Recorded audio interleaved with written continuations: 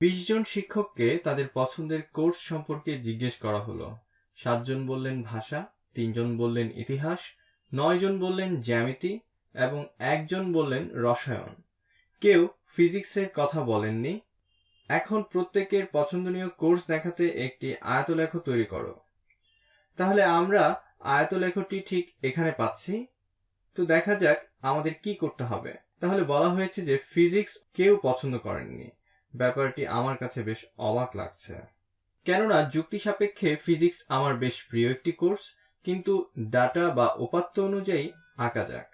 তো ফিজিক্স এখন এটা দেখে মনে হচ্ছে এটা 0 এবং 1-এর মাঝামাঝিতে আছে, অতএব আমি ফিজিক্সকে একদম শূন্যের ঘরে নিয়ে আসব। এবার রসায়ন নিয়ে তারা কি বলেছে দেখা যাক। একজন শিক্ষক রসায়ন নিয়েছেন, তাহলে আমরা রসায়নকে 1-এর ঘরে নিয়ে আসি।